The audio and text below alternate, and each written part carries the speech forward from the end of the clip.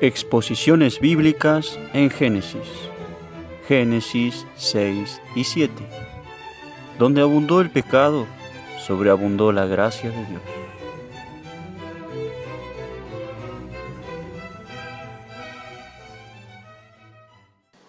Buen día, hermanos. Génesis capítulo 6. Les invito a que hablan allá. Génesis capítulo 6.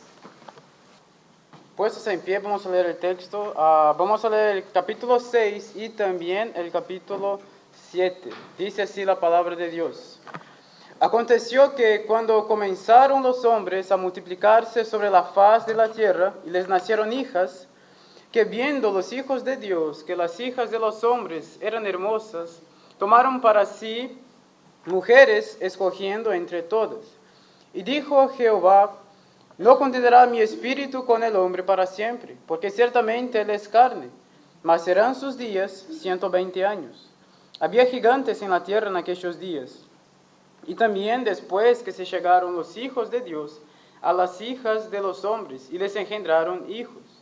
Estos fueron los valientes, que desde la antigüedad fueron varones de renombre. Y vio Jehová que la maldad de los hombres era mucha en la tierra, y que todo designio de los pensamientos del corazón de ellos era de continuo solamente el mal. Y se arrepintió Jehová de haber hecho hombre en la tierra, y le dolió en su corazón. Y dijo Jehová: raeré de sobre la faz de la tierra a los hombres que he creado, desde el hombre hasta la bestia, y hasta el reptil, y hasta las aves del cielo, pues me arrepiento de haberlos hecho. Pero Noé halló gracia ante los ojos de Jehová. Estas son las generaciones de Noé. Noé, varón justo, era perfecto en sus generaciones, con Dios caminó Noé. Y engendró Noé 3 hijos, a Sem, a Can y a Jafet. Y se corrompió la tierra delante de Dios, y estaba la tierra llena de violencia. Y miró Dios la tierra, y he aquí que estaba corrompida, porque toda la carne había corrompido su camino sobre la tierra. Dijo pues Dios a Noé: he decidido el fin de todo ser, porque la tierra está llena de violencia a causa de ellos. Y he aquí que yo los destruiré con la tierra. Hazte un arca de madera de gofer, harás aposentos en el arca, y la calafatearás con brea por dentro y por fuera. De esta manera la harás: de 300 codos la longitud del arca, de 150 codos su anchura, y de 30 codos su altura. Una ventana harás al arca, y la acabarás a 1 codo de elevación por la parte de arriba, y pondrás la puerta del arca a su lado. Y le harás piso bajo, segundo y tercero. Y he aquí que yo traigo un diluvio de aguas sobre la tierra, para destruir toda carne en que haya espíritu de vida debajo del cielo. Todo lo que hay en la tierra morirá. Mas estableceré mi pacto contigo, y entrarás en el arca tú, tus hijos, tu mujer y las mujeres de tus hijos contigo. Y de todo lo que vive, de toda carne, 2 de cada especie meterás en el arca, para que tengan vida contigo, macho y hembra serán. De las aves según su especie, y de las bestias según su especie, de todo reptil de la tierra según su especie, 2 de cada especie entrarán contigo para que tengan vida. Y toma contigo de todo alimento que se come, y almacénalo, y servirá de sustento para ti y para ellos. Y lo hizo así Noé, hizo conforme a todo lo que Dios le mandó. Dijo luego Jehová a Noé: entra tú y toda tu casa en el arca, porque a ti he visto justo delante de mí en esta generación. De todo animal limpio tomarás 7 parejas, macho y su hembra. Mas de los animales que no son limpios, una pareja, el macho y su hembra. También de las aves de los cielos, 7 parejas, macho y hembra, para conservar vida la especie sobre la faz de la tierra. Porque pasados aún 7 días, yo haré llover sobre la tierra 40 días y 40 noches, y raeré de sobre la faz de la tierra a todo ser viviente que hice. E hizo Noé conforme a todo lo que mandó Jehová. Era Noé de 600 años cuando el diluvio de las aguas vino sobre la tierra. Y por causa de las aguas del diluvio entró Noé al arca, y con él sus hijos, su mujer y las mujeres de sus hijos. de los animales limpios y de los animales que no eran limpios, y de las aves, y de todo lo que se arrastra sobre la tierra, de dos en dos entraron con Noé en el arca, macho y hembra, como mandó Dios a Noé. Y sucedió que al séptimo día las aguas del diluvio vinieron sobre la tierra. El año 600 de la vida de Noé, en el mes segundo, a los 17 días del mes, aquel día fueron rotas todas las fuentes del gran abismo, y las cataratas de los cielos fueron abiertas. Y hubo lluvia sobre la tierra, 40 días y 40 noches. En este mismo día entraron Noé y Sem, Can y Jafé, hijos de Noé, la mujer de Noé y las 3 mujeres de sus hijos, con él en el arca. Ellos y todos los animales silvestres según sus especies, y todos los animales domesticados según sus especies, y todo reptil que se arrastra sobre la tierra según su especie, y toda ave según su especie, y todo pájaro de toda especie. Vinieron pues con Noé al arca de dos en dos de toda carne en que había espíritu de vida. Y los que vinieron, macho y hembra, de toda carne vinieron, como le había mandado Dios, y Jehová le cerró la puerta. Y fue el diluvio 40 días sobre la tierra, y las aguas crecieron y alzaron el arca, y se elevó sobre la tierra. Y subieron las aguas y crecieron en gran manera sobre la tierra, y flotaba el arca sobre la superficie de las aguas. Y las aguas subieron mucho sobre la tierra, y todos los montes altos que había debajo de todos los cielos fueron cubiertos. 15 codos más altos subieron las aguas después que fueron cubiertos los montes. Y murió toda carne que se mueve sobre la tierra, así de aves como de ganado, y de bestias, y de todo reptil que se arrastra sobre la tierra, y todo hombre. Todo lo que tenía aliento de espíritu de vida en sus narices, todo lo que había en la tierra, murió. Así fue destruido todo ser que vivía sobre la faz de la tierra, desde el hombre hasta la bestia, los reptiles y las aves del cielo, y fueron raídos de la tierra, y quedó solamente Noé y los que con él estaban en el arca. Y prevalecieron las aguas sobre la tierra 150 días. Amén. Vamos a orar. Padre Santo, te damos gracias por tu palabra y te agradecemos el privilegio que tenemos de leerla en libertad, y te pedimos que tu Espíritu Santo nos esté dando sabiduría para comprenderla de manera adecuada e entender el sentido verdadero del texto y cómo eso impacta nuestras vidas. Te pido a Dios que nos ayude a entender cómo ese texto también apunta para Cristo, a la única puerta de salvación que tenemos en Él. Te pido a Dios que si hay alguien acá que todavía no te conoce como Salvador, que tu Espíritu Santo pueda obrar en su corazón y que esa persona pueda ser salva. Te pido, Dios, que tú hables con nosotros hoy y nos edifiques. En nombre de Jesús, amén. Los hermanos pueden sentar. Bueno, en el último sermón nosotros vimos cómo la gracia de Dios se manifiesta de una manera silenciosa en medio de una generación perversa. Estuvimos viendo Génesis capítulo 5, esa genealogía donde constantemente se repite la frase y murió. Pero vemos la gracia de Dios obrando constantemente a cada nacimiento que había, Dios levantando remanentes fieles. Y vimos cómo Dios puede levantar un avivamiento en medio de una generación perversa, así como hizo por medio de Enoch, cuando los hombres empiezan a invocar a Jehová. También vimos y fuimos desafiados a caminar con Dios, como hizo Enoch. Y vimos que caminar con Dios es algo muy seguro, pero al mismo tiempo no es algo fácil, porque cuando caminamos con Dios, ya no tenemos más control de nuestra vida y tenemos que seguir Dios donde Él va. ¿Se recuerdan que dice que Enoch anduvo con Dios y ya no se supo más de Él porque Dios lo llevó para sí? Y al andar con Dios, Dios puede movernos a cualquier lugar y a cualquier cosa que tengamos que hacer. También fuimos desafiados a mantener viva nuestra esperanza en el Señor, así como hizo Lamec, el papá de Noé, teniendo su hijo y esperando que Dios les consolaría de su aflicción. Y él muere sin ver el fruto de su esperanza, pero ahora veremos esa esperanza cumplida en Noé. El texto que estamos leyendo está puesto en una sección de Génesis que trata de cómo el pecado del hombre se va afundando cada vez más. El hombre va cada vez pecando más severamente contra Dios.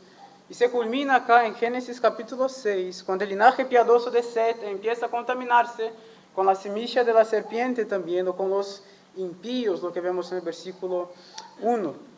Ahora, ese texto apunta para Dios en su gracia, rescatando pecadores a pesar de un tiempo de juicio.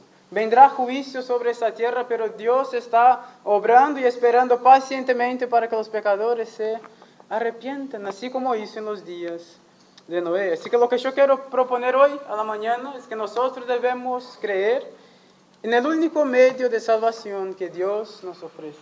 Nosotros debemos creer en el único medio de salvación que Dios nos ofrece. Dios trajo juicio, pero Dios les dio una oportunidad de salvación, un único medio. Dios les dio 120 años de predicación, al cual Noé estuvo predicando para que ellos se arrepintieran, pero nadie se arrepintió y entró solamente Noé y su familia en el arca. Así que debemos creer en el único medio de salvación que Dios nos ofrece. En primer lugar, porque todos somos pecadores y merecemos de juicio. Cuando hablamos sobre salvación, la gente piensa, pero ¿seré salvo de qué? Estamos hablando de la condenación de Dios, una condenación al infierno. No, pero no me conoces, no soy una persona tan mala así. Yo hago mis cosas buenas. Ayer mientras estábamos en el almuerzo, uno de los hombres que nos estaban ayudando en la construcción, no es creyente, y él dijo una frase muy interesante mientras almorzábamos y dijo, pero yo hice una buena acción. Esos días estaba en la calle y tenía una chica que ponía su pie en el asfalto, lo sacaba y tenía miedo de cruzar. Yo pensé que quizás era una fobia o algo. Y le dije, ¿querés ayuda para cruzar? Sí, la ayudé a cruzar y hice una buena acción. Seguramente él me recibirá de brazos abiertos arriba. Y Benja estaba a su lado y dijo, pero te tengo una mala noticia. Dijo, ¿y qué? La Biblia dice que no es por obras. La verdad es que no es por obras. Vos podés hacer buenas obras hoy, pero tus buenas obras borran las malas obras que hiciste. O mis buenas obras borran las malas obras que yo hice. Piense, por ejemplo, en un hombre del carácter de Hitler, por ejemplo, o digamos alguien menor, que quizás mató a una persona en su vida. Llega ante el juez y él dice, mira, yo de ahora en adelante voy a hacer todo bueno. ¿Sería justo que el juez le liberara? ¿Sí o no? Él mató a un hombre, no es justo. Él tiene que ser condenado. Y de eso estamos hablando, de nuestros pecados. Al cometer un pecado somos culpables de toda la ley de Dios y somos dignos de juicio. Y esa sección del texto nos va a mostrar cómo somos pecadores y cómo merecemos el juicio de Dios. Versículos 1 y 2 vemos cómo el pecado está metido incluso en donde se espera santidad. Versículo 1 y 2 dice así: aconteció que cuando comenzaron los hombres a multiplicarse sobre la faz de la tierra, y les nacieron hijas, que viendo los hijos de Dios que las hijas de los hombres eran hermosas, tomaron para sí mujeres, escogiendo entre todas. Hay un gran debate acá en ese texto de qué quiere decir hijos de Dios en ese texto de Génesis capítulo 6. Algunos suponen que está hablando de ángeles caídos, porque en el Antiguo Testamento muchas veces cuando se habla de hijos de Dios se está hablando de ángeles. Se recuerdan en el libro de Job, cuando dice que los hijos de Dios, y se está refiriendo a los ángeles, van a prestar cuentas ante Dios. Satanás estuvo entre ellos porque también es un ángel. Ahora, debemos recordar bien una regla muy importante de interpretación bíblica.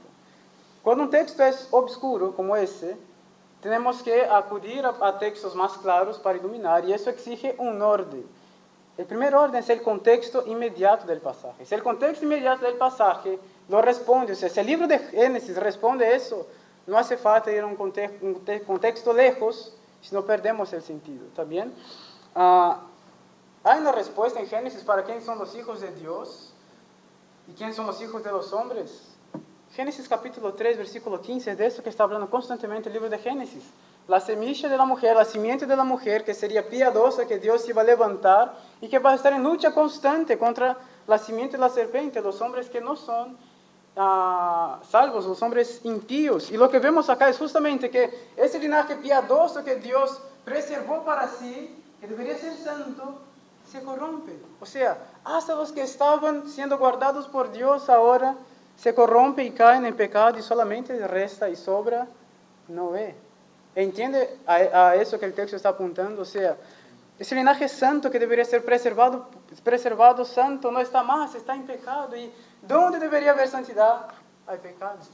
Y lo que vemos hoy en nuestros días también, si no es un estado de corrupción general, donde los lugares donde se debería manifestar más santidad y justicia es donde más corrupción hay. Los jueces en cualquier nación muchas veces son los más culpables, los peores que hay. Estos días estaba mirando una entrevista de una diputada en Brasil que ella da clases de derecho en una universidad para hombres que ya son jueces, abogados, una clase de maestría. Y ella les dijo que los alumnos faltaban en la clase y pedían que los otros firmaran su presencia. Ella decía, esa es falsedad ideológica. Ahora, son jueces que están actuando con falsedad ideológica.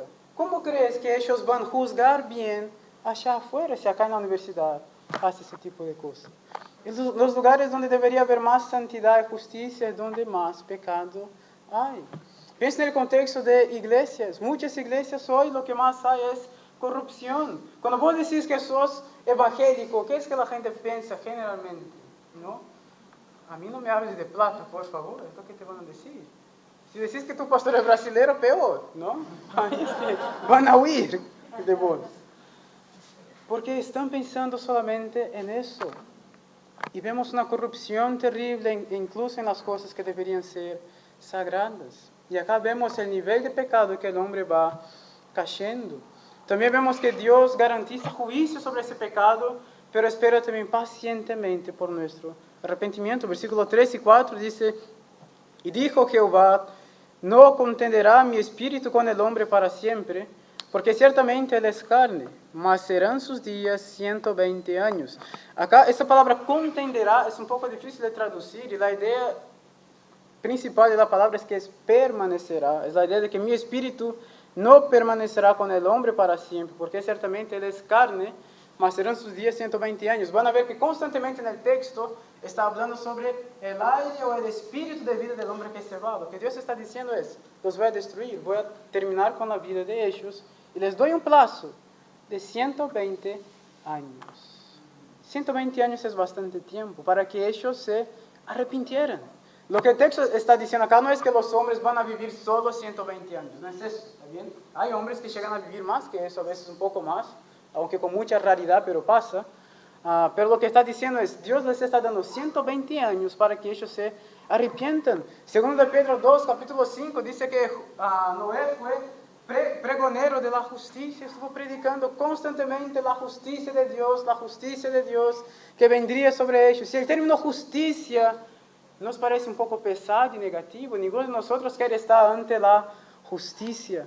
Pero lo que vamos a ver en ese texto es que en Cristo Jesús, la justicia de Dios, que parece un peso y un fardo, ahora se torna nuestra alegría y nuestra recompensa. Vemos también acá que somos totalmente depravados por el pecado. Versículo 5 dice, y vio Jehová que la maldad de los hombres era mucha en la tierra, y que todo, no dice solamente algunos, pero todo designio de los pensamientos del corazón de ellos era, tampoco dice a veces, pero dice de continuo solamente el mal.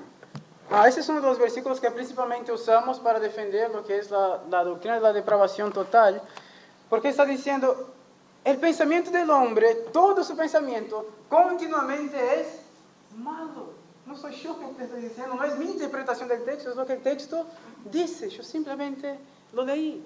El hombre en su naturaleza, sin Cristo, sus imaginaciones son constantemente el mal.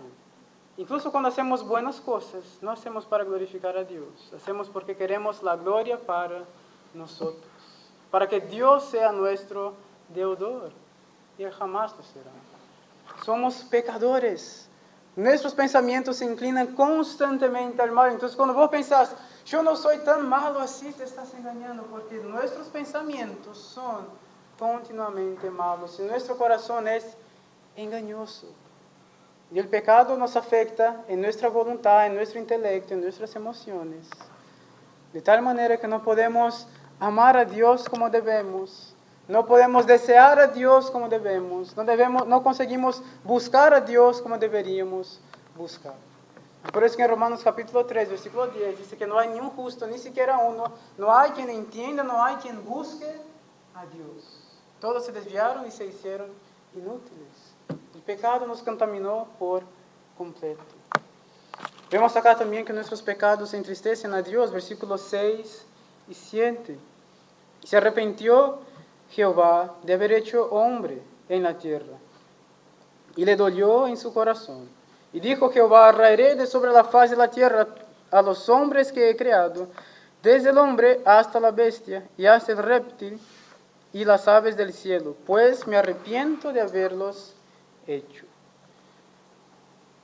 Dios se arrepiente, es una palabra que nos deja un poco de confusión a veces, ¿no? Pero esa palabra traducida acá como arrepentir puede tener diversas traducciones en el hebreo, y una de ellas es simplemente tristeza, ponerse triste. Lo que está diciendo acá es que Dios se puso triste. Dios se entristeció al ver la maldad que había en el mundo. Y dice: ahora basta. Y Dios va a traer juicio, y lo trajo en el diluvio. Nuestros pecados se entristecen y ofenden a Dios. Y necesitamos ver nuestros pecados como de hecho son. Cuando mentimos, no es, está bien, es un pecadito chiquitito, quien casi no le ofende. Él no se importa con eso, él está preocupado con las grandes mafias, con todo eso. Nuestros pecados ofenden a Dios, le entristecen a Él, cada uno de ellos. Sean nuestras mentiras, sean nuestros malos pensamientos, nuestros malos deseos, sean chismes que hacemos, cualquier de nuestros pecados ofenden y entristecen a Dios y nos deja dignos y merecedores de su juicio y condenación. Recuerden de Génesis capítulo 3. Adán y Eva solamente desobedecieron a Dios una única vez, y Dios les dijo: basta, lejos de mi presencia. Un pecado es suficiente para que merezcamos esa condenación, y es por eso que debemos creer en ese único medio de salvación que Dios nos da, porque no somos tan buenos como pensamos ser. Somos pecadores y merecemos el juicio. También debemos creer en ese único medio de salvación que Dios nos ofrece, porque solo podemos ser salvos por la gracia de Dios. Versículo 8 dice: pero Noé halló gracia ante los ojos de Jehová. Estas son las generaciones de Noé. Noé, varón justo, era perfecto en sus generaciones. Con Dios caminó Noé. ¿Qué era lo que diferenciaba a Noé de las otras personas? La gracia de Dios. Por ejemplo, vos vas a decir: no, pero el texto dice que Noé era justo. Ahora te voy a hacer una pregunta lógica. ¿Por qué Noé era justo? ¿Dios dejaría su plan de salvación en las manos de un hombre que puede desperdiciarlo? Porque lo que estamos hablando es que esa salvación vendría de ese linaje piadoso que Dios iba a preservar. Lo que vemos en el versículo 1 es que todo ese linaje se pervierte. ¿Por qué Noé no se pervierte? Porque Dios lo guarda. Dios preserva un remanente, y por la gracia de Dios, como dice acá, Noé es salvo y preservado. Somos salvos solamente por la gracia de Dios. Eso es lo que nos diferencia de los otros. No somos mejores que nadie, somos pecadores igual que los otros. La única cosa que me impide de estar usando drogas por allá afuera es la gracia de Dios. No hay nada en mí, no hay nada en vos que nos haga diferentes. La gracia de Dios que obra en nosotros. También vemos que la gracia de Dios produce frutos en nuestras vidas. Versículos 9 y 10. Estas son las generaciones de Noé. Noé, varón justo, era perfecto en sus generaciones. La idea literal es perfecto en su generación, o sea, entre sus contemporáneos. Con Dios caminó Noé, y engendró Noé 3 hijos, a Sem, a Can y a Jafet.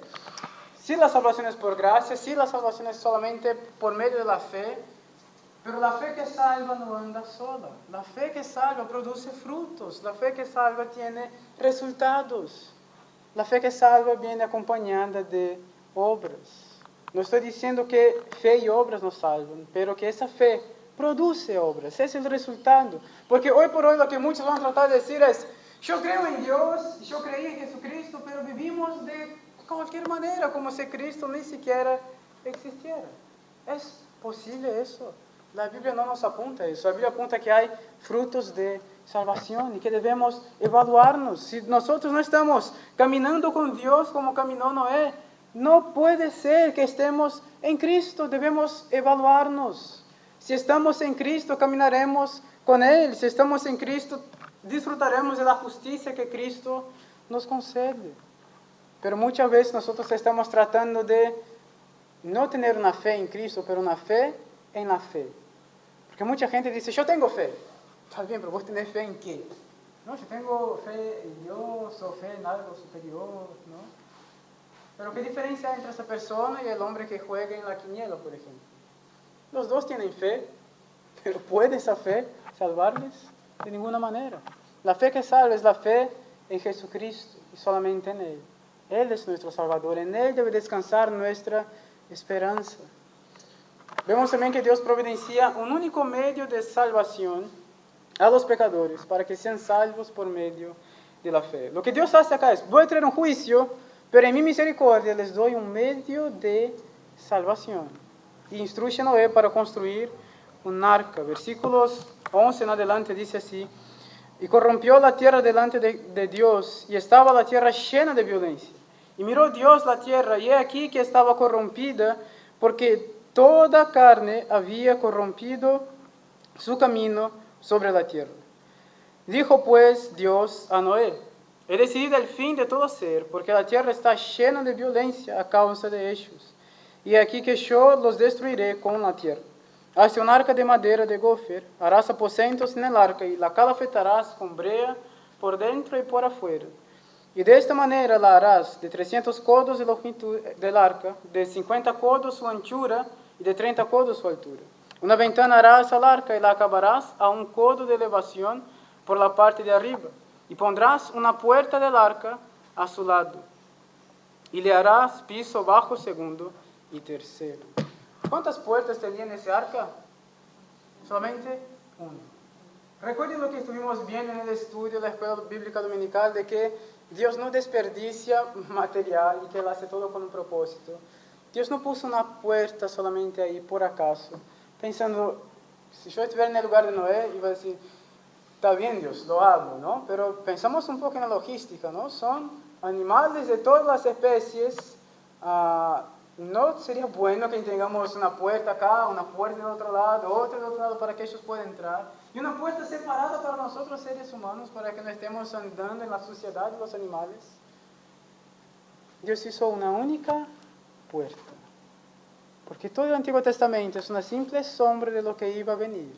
Cristo Jesús, el cumplimiento perfecto, la única puerta de salvación por la cual podemos entrar y ser salvos. De la misma manera que Dios abrió esa puerta para ellos, Dios te abre también esa puerta a vos para que seas salvo, pero tenés que creer en Él. Esa gente no creyó, rechazó y sufrió el juicio de Dios, pero si creyeres en Él, tenés salvación.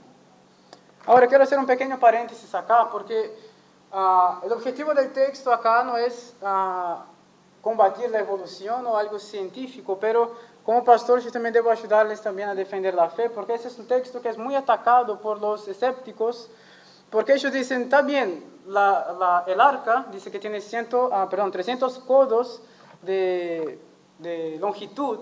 Un codo es simplemente la medida del dedo medio hasta mi codo, ¿está bien? Ahora, eso varía un poco, ¿no? O sea, de nación a nación variaba la medida del codo. Una cosa es mi codo, otra cosa es el codo de Oscar, ¿no? La medida va a ser diferente. Pero se estima que es una medida entre 45 a 50 centímetros. Entonces, como máximo, el arca de Noé tendría 150 metros de longitud por 30 metros de anchura, y ahí tenía 15 metros de altura, eso como máximo, puede ser que tenía un poco menos. Es algo inmensamente grande, es una bestialidad de construcción, es algo inmenso, ¿no? Ahora, lo que los escépticos van a decir es, también realmente el arca es algo muy grande, pero la Biblia dice que deberían entrar 2 de cada especie. Se estima hoy que tenemos cerca de 7,7 millones de especies en el reino animal. ¿Cabrían 7,7 millones en el arca? Seguramente que no. Y ellos van a decir, Bueno, entonces el texto está un poco equivocado. Nuestra pregunta debe ser, y ellos hacen eso justamente porque tienen algo en su mente que quiere negar que la palabra de Dios es la palabra de Dios. Queremos negar que exista un juicio, que exista un Dios, que somos responsables ante Él. Pero debemos hacer la pregunta, cuando la Biblia dice especie, ¿está hablando de lo mismo que la ciencia cuando la ciencia dice especie? Ellos ni siquiera se preguntan eso, porque la clasificación de especies es algo también que empezó muy antes, pero la clasificación moderna como la tenemos proviene del siglo XVIII. Un biólogo, esa ciencia se llama taxonomía, como se dividen los animales en especies, un biólogo llamado Carl von Linné, y él divide los animales en reino, o sea, los seres vivos, ¿no? En reino animal, tiene filo, clase, orden, familia, género y, por último, especie. Especie es algo muy específico. Para la ciencia, por ejemplo, un perro no es de la misma especie que un lobo. Son especies distintas, por más que haya similaridad entre ellos. Ahora, ¿qué es lo que la Biblia quiere decir con especie? ¿Está hablando de lo mismo? ¿Sería justo interpretar lo que Moisés escribió 1400 años antes de Cristo con una interpretación dada en el siglo XVIII? Lo más correcto sería dejar que Moisés se explique. ¿Qué querés decir con especie? Vayamos a Levítico capítulo 11, versículos 13 y 14. Levítico capítulo 11, versículo 13 y 14. Este es un pequeño paréntesis también, no quiero detenerme mucho en eso, no es el objetivo del mensaje. Levítico 11, versículos 13 y 14, dice así: y de las aves estas tendréis en abominación, no se comerán, serán abominación, el águila, el quebrantahuesos, el azor, el gallinazo, el milano, según su especie. Ahora, Dios está poniendo águila, el quebrantahuesos, que es un tipo de buitre, pero un poco diferente, gavilán también, todo bajo un mismo especie. O sea, la manera como la Biblia usa el término especie es un poco más abrangente que la manera como la ciencia usa el término especie. Por ejemplo, todos esos animales citados acá, la biología diría que ellos están del mismo orden, son del orden falconiformes, pero no son la misma especie en la clasificación científica. O sea, esto quiere decir que en el arca tendríamos mucho menos especies de lo que los científicos dicen. ¿Se entiende? Porque el término especie es más abrangente. Porque científicamente, por ejemplo, y eso es algo comprobado, tenemos que distinguir, y quiero que presten bien atención a lo que estoy diciendo, para no decir lo que yo no dice. Hay una diferencia entre microevolución y macroevolución. Microevolución es adaptación de las especies. Eso es algo que sí, eso es observable, eso es un hecho. Un lobo tiene en sí material genético suficiente para que con el paso de los años de él pueda aparecer un zorro, un perro, ese tipo de cosas. Pero de un lobo jamás va a salir un gato, porque eso es macroevolución. Y eso no existe observación, eso son conjeturas también. Entonces Dios podría muy bien preservar las especies que eran necesarias para que él pudiera volver a desarrollar otra vez, de manera que pudiera caber todo en el arca. ¿Se entiende lo que quiero decir? Así que el pastor de ustedes no es evolucionista también. Yo no creo en macroevolución. Creo que Dios creó todo en 6 días de 24 horas literales. Pero sí, microevolución o adaptación de especies es algo comprobado, es algo que es observable incluso entre nosotros. Eso explica nuestras diferencias de colores, la anchura del nariz y todo ese tipo de cosas. ¿Está bien? Ahora volvamos a nuestro tema, porque estamos hablando sobre la salvación que Dios providenció para ellos en el arca.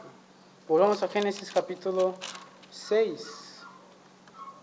Debes recordar que Dios puso un plazo para ellos de 120 años, al cual deberían arrepentirse, creer y entrar en ese arca. Pero muchos no creyeron y fueron juzgados por eso, fueron castigados. No pienses que Dios te da todo el tiempo del mundo para que vos te arrepientas y cuando quieras vendrá, porque el arrepentimiento y la fe son un don de Dios. Y Él abre la puerta para que vos creas. El Espíritu Santo de Dios te convencerá, pero Él no estará luchando con vos por mucho tiempo. Recuerden que el mismo Dios que abrió la puerta del arca fue el mismo Dios que la cerró. Él abre la puerta de la salvación, pero Él también la cierra. Recuérdense de Faraón, cuando Dios habla con Moisés y dice, Moisés, ve y habla con Faraón, pero yo endureceré su corazón. Y cuando vos lees en las plagas de Egipto, en las 6 primeras plagas dice, y Faraón endureció su corazón. Y Faraón endureció su corazón. Pero cuando llega a la 7ª dice, y Dios endureció el corazón de Faraón. Porque es como si el Faraón tuviera cerrado la puerta de su corazón por adentro. Pero en la 7ª plaga Dios la cierra por afuera. Y ahora ya está. No hay más oportunidad. Si Dios está hablando con vos, tienes que aprovechar la oportunidad que tenés, arrepentirte y creer en Él. Nosotros debemos creer en el único medio de salvación que Dios nos ofrece también, porque solo Dios puede justificar pecadores. Recuerda lo que hablamos sobre justicia, y que el término justicia nos parece un poco pesado, ¿no? Yo no soy criminal, yo sé que estoy bien ante la ley, pero cuando un policía me para, yo me temblo por completo, ¿no? Yo no serviría para vivir en el crimen porque inocente yo ya tengo miedo, imaginar culpable, ¿no? Pero justicia nos da ese temor, ¿no? Cada vez que tengo que ir en el aeropuerto, hay que pasar por la Policía Federal, yo pienso, ay no, otra vez. Y siempre me detienen ahí porque mi nombre es muy común en Brasil, entonces yo tengo que quedar esperando y yo pienso, por ahí hay algún criminal con el mismo nombre que yo y me quedan esperando, no sé. Pero te da un miedo escuchar esa palabra justicia. Pero Dios puede justificar a pecadores. ¿Y qué quiero decir con justificar? Vamos a ver acá, capítulo 7, versículo 1, dice así. Dijo luego Jehová a Noé, entra tú y toda tu casa en el arca, porque a ti he visto justo delante de mí en esta generación. Muy interesante notar que la justicia que Noé tiene no es una justicia propia, no es una justicia que proviene de él, sino es una justicia ante los ojos de Dios. ¿Lo ven eso? Versículo 1 dice, porque a ti he visto justo. No es una justicia propia, no es una justicia que Noé tiene. Dios lo ha visto justo. Probablemente Noé no podría entender bien lo que Dios quería decir con eso. ¿Cómo Dios me ve a mí justo si sabe que yo no soy? Pero nosotros sabemos de lo que pasa mucho después, que Dios envía a su Hijo Jesucristo y Él muere en la cruz por nuestros pecados. Y los pecados de aquellos que creyeron, que creen y que aún van a creer, son puestos en Él y sus pecados son castigados en Cristo Jesús. Y lo que pasa ahí es lo que llamamos de justificación. Romanos capítulo 5, versículo 1 dice, siendo pues justificados por la fe, tenemos paz con Dios por medio de nuestro Señor Jesucristo. ¿Qué es justificación? Es lo siguiente, yo soy un pecador, pero me imagino completamente sucio, ¿está bien? Imagina que al lado mío hay alguien con una ropa brillante, completamente limpia. Justificación, lo que pasó en la justificación es eso. Mi ropa sucia es puesta sobre esa persona inocente que es Jesucristo. Todos mis pecados son puestos en Él. Ahora, eso no es suficiente para salvarme porque yo no tengo justicia. La verdad es que yo no tengo nada para ofrecer a Dios. Antes yo tenía pecados, ahora yo no tengo pecados, pero no tengo justicia. Lo que Cristo hace ahora es sacar esa ropa blanca que Él tiene y vestirme con ella y me concede justicia. Eso es justificación, es un intercambio entre nosotros y Cristo. Mis pecados van para Él y la justicia de Cristo viene para mí. Martín Lutero dijo muy sabiamente que yo soy el único pecado de Cristo y Cristo es mi única justicia. Nuestros pecados son puestos en Él, la justicia de Cristo es otorgada y concedida a nosotros. Ahora esa justicia que antes temíamos, al mirar a nuestros pecados y pensar, Dios nos va a condenar, o ¿será que Dios realmente me perdona? Todo ese temor se va. Y la justicia de Dios, que parecía tan pesada y difícil, se torna a nosotros un regalo. Nuestra alegría es la justicia de Dios porque Dios nos ha justificado. Solamente Dios justifica pecadores. Vemos acá también la justificación y su fruto de obediencia, versículo 2 al 5, dice, de todo animal limpio tomarás 7 parejas, macho y su hembra, mas de los animales que no son limpios, una pareja, el macho y su hembra. También de las aves de los cielos, 7 parejas, macho y hembra, para conservar viva la especie sobre la faz de la tierra. Porque pasados aún 7 días, yo haré llover sobre la tierra 40 días y 40 noches, y raeré de sobre la faz de la tierra a todo ser viviente que hice. E hizo Noé conforme a todo lo que mandó Jehová. Él obedeció a Dios. Al ser justificados por Él, esa fe posee frutos. Si yo creo en Dios, yo actúo conforme a mi fe, y fue lo que Noé hizo. Obedeció a Dios conforme a todo lo que Dios hizo. Y piensen, hermanos, lo que Dios está mandando a Noé hacer no es algo pequeño. Recuerden que nunca jamás había llovido en la tierra. No había llovido todavía. Entonces Noé sale para decir que va a caer agua del cielo. Está loco. Nunca pasó eso. ¿Dónde yo ya había agua acá? Hay ríos, pero del cielo, jamás. Imagina que, o sea, es como si Dios te mandara ir a Santiago del Estero en el verano y decir, prepárense, calafete sus casas porque va a venir nieve. ¿Qué la gente haría con vos? Estás loco. No va a nevar acá. Jamás. Es básicamente eso que Dios está diciendo para que Noé haga. Y la gente no cree, la gente se burla. Aparte, tenía que construir una embarcación demasiadamente grande, básicamente con la ayuda de su familia. Y aún así predicar para ellos. Es algo increíble lo que Dios pone para él, pero ese hombre tiene una fe tan grande en Dios que él confía y lo hace. Él no llega a pensar, bueno, pero ¿y si eso no es verdad? ¿Y si yo al final hago ese barco enorme y me quedo acá? La gente no va a pensar que yo soy un ridículo de hacer esas cosas.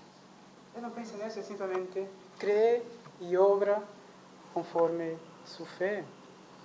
Lo vemos acá también, que los beneficios de la justificación son eternos. Cuando Cristo te perdona, vos podés perder ese perdón. ¿Hay alguna manera de que la condenación venga a vos en algún momento? Fíjense el versículo 16, nos dice, y los que vinieron, macho y hembra, de toda carne, vinieron, como le había mandado Dios, y Jehová les cerró la puerta. ¿Sabe cuál es el mayor problema de una embarcación? Son las aperturas que en ella hay. Porque si no está bien sellado, lo que va a pasar, va a hundirse. No podría pensar, ¿cerré bien la puerta? ¿Ya te pasó en tu casa de salir y decir, cerré el agua, dejé una cosa en el fuego, cerré la puerta? Pero no fue Noé que cerró esa puerta, gracias a Dios. Fue el propio Dios que la cerró. La traducción en portugués dice que Dios selló la puerta, de una manera que no se podría abrir. Una vez allá adentro, están seguros y salvos. Una vez estando en Cristo, estamos plenamente seguros y salvos. No hay cómo salir, y gloria a Dios que no hay, porque no queremos salir, no queremos perder el privilegio de la comunión con Dios. Y Él cierra esa puerta, al entrar por ella, ya se cierra atrás nuestro, para que no salgamos más. Y tenemos vida eterna en Él. Vemos también que la salvación pertenece a Dios. El mismo Dios que abrió la puerta, como dije anteriormente, es el mismo Dios que la cierra.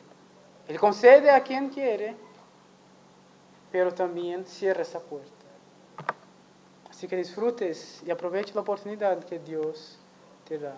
Nosotros debemos creer en el único medio de salvación que Dios nos ofrece, porque solo Dios puede justificar, o sea, conceder justicia a pecadores, declararlos justos, inocentes, sin culpa, por medio de Jesucristo.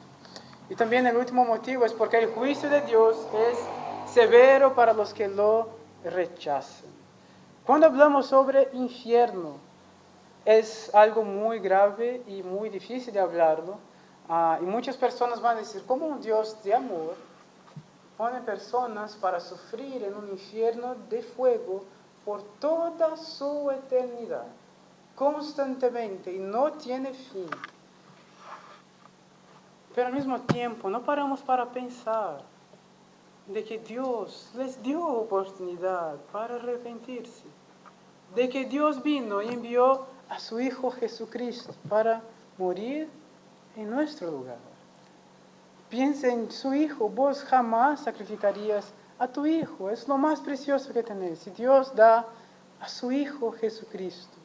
Y lo que Cristo enfrenta en la cruz, nosotros decimos que Cristo enfrentó la condenación eterna, no en extensión, pero en intensidad.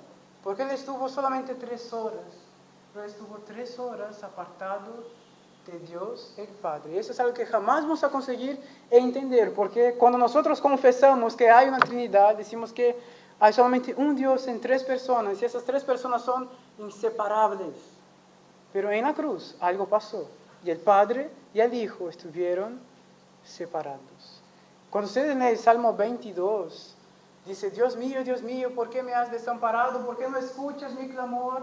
¿Sabes por qué Dios escucha nuestras oraciones hoy?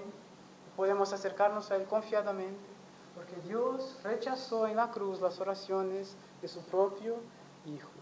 Él no defendió a su Hijo para defender a nosotros. ¿Se dan cuenta el nivel de amor? Ahora piensen, sería justo que Dios dice, está bien, todos van a ser salvos al final, no se preocupen. ¿Cómo se queda el sacrificio que Cristo hizo en la cruz? Hay condenación, el juicio de Dios es severo para los que lo rechazan. Es eso que Moisés enfatiza en el capítulo 7. Fíjese cuántas veces se repite la palabra que las aguas crecieron y crecieron y crecieron. O sea, un juicio que no tenía fin. Versículos 17 dice, y fue el diluvio 40 días sobre la tierra, y las aguas crecieron y alzaron el arca, y se elevó sobre la tierra. Versículo 18, y subieron las aguas otra vez, y crecieron en gran manera sobre la tierra, y flotaba el arca sobre la superficie de las aguas. Y las aguas subieron mucho sobre la tierra, y todos los montes altos que había debajo de todos los cielos fueron cubiertos. 15 codos más altos subieron las aguas, después que fueron cubiertos los montes. Y murió toda carne que se mueve sobre la tierra, así de aves como de ganado y de bestias y de todo reptil que se arrastra sobre la tierra, y todo hombre, todo lo que tenía aliento de espíritu de vida en sus narices, todo lo que había en la tierra, murió. Así fue destruido todo ser que vivía sobre la faz de la tierra, desde el hombre hasta la bestia, los reptiles y las aves del cielo, y fueron raídos de la tierra, y quedó solamente Noé y los que con él estaban en el arca. Y prevalecieron las aguas sobre la tierra 150 días. Fue un juicio severo. Acá lo que está describiendo es una catástrofe inmensa. Estamos hablando de un diluvio global. Uno de los textos que leímos dice que se rompieron las fuentes del abismo y las cataratas del cielo fueron abiertas. Era agua brotando de abajo de la tierra y viniendo del cielo también. Vos podés imaginar todo lo que tenía de temblores y de todo lo que hubo en ese momento. Terrible. Quizás como podrían decir, en algún momento va a pasar. Y un día, y 2 días, y 3 días, y 4 días, y 5 días, y no pasaba. Porque el juicio de Dios para los que lo rechazan es severo. Pero el juicio que viene a nosotros si rechazamos a Cristo es mucho más severo que eso.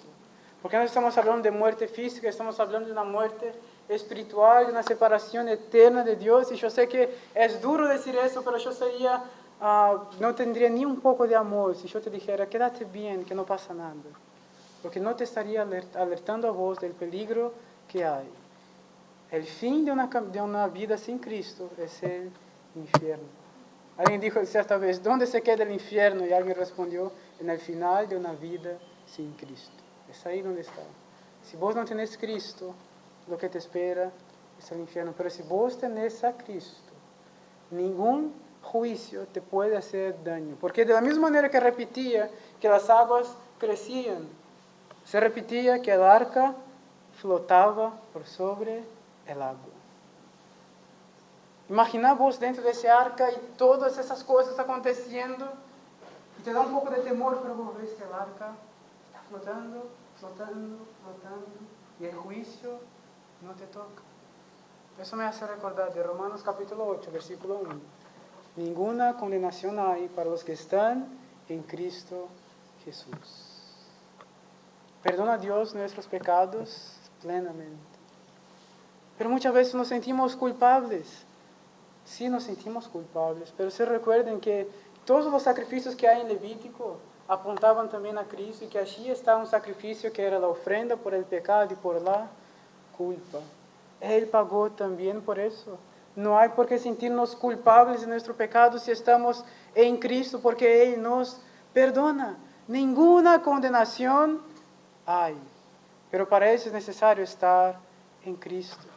Ninguna condenación hay para los que están en Cristo Jesús. Para aquellos que fueron perdonados en Él, no importa cuán grande fue tu pecado, cuán inmenso sea a tus ojos, porque para Dios cualquier pecado puede ser perdonado por Él. Dios perdona y no hay condenación. Pero tienes que aprovechar enquanto esta puerta está abierta. Para concluir, Juan capítulo 10, versículo 19. Juan capítulo 10, versículo 9, perdón. Juan 10, 9. Jesús dijo, yo soy la puerta. El que por mí entrare será salvo, y entrará y saldrá y hallará pastos. Cristo es la puerta, no una de las puertas, es la única puerta. El cristianismo está ofendiendo a algunas personas hoy por hoy, porque vivimos en un relativismo donde todos los caminos te llevan a Dios, todo está bien, pero el cristianismo se para y dice, no, hay solamente una puerta, es el Señor Jesucristo, y los que no entran por Él serán condenados, pero los que entran por Él serán salvos, estarán satisfechos en Dios. Pero hay que entrar por esa puerta. Hay una canción de niños que cantamos en Brasil, y las canciones de niños, ellas son tan simples y tan profundas que te causan un impacto más fuerte que un himno grande. Pero dice, la puerta es una sola, pero hay dos lados. ¿De qué lado estás? Y eso es lo que debes de pensar. Por ahí vos venís a la iglesia y tratás de acercarse, y te acercas a la puerta. Pero si no entras por la puerta que es Cristo, no tenés salvación. ¿De qué lado de la puerta estás? ¿Has creído en Cristo como tu Salvador? No te estoy preguntando si crees en Él como cree toda la gente. Sí, yo creo en Dios. Estoy preguntando si has entregado tu vida en Cristo. Si has llegado a Él y dicho, Dios, perdona mis pecados, porque yo sé que soy pecador y necesito de tu gracia. Solamente por Cristo puedo encontrar salvación y te confías solamente en Él. Si vos no tenés esa seguridad, puedes hablar con cualquiera de nosotros acá, estamos dispuestos para ayudarte. Puedes hablar conmigo, puedes hablar con mi esposa, puedes hablar con algún otro hermano o hermana que querés hablar y si te sentís cómodo de hablar, estamos acá para ayudarte. Vamos a orar. Padre Santo, te damos gracias por tu palabra, te damos gracias porque hay salvación en Cristo y solamente en Él. Dios, nosotros no encontramos perdón en ningún otro lado. Nuestras obras no son suficientes. Tú conoces muy bien nuestros corazones. Nosotros podemos tratar de engañar a los otros, o a veces tratar de engañar a nosotros mismos, pero en nuestro corazón está el pecado. Solamente Cristo puede perdonarlo. Gracias, Dios, por el sacrificio de Cristo en la cruz. Gracias porque en Él tenemos justicia. Gracias porque en Él esa justicia que antes temíamos, ahora la amamos. Dios, te pido que si hay alguien acá que todavía no ha entregado su vida a Cristo, que pueda hacerlo hoy, que no deje eso pasar. Eso que te pido en nombre de Jesús. Amén.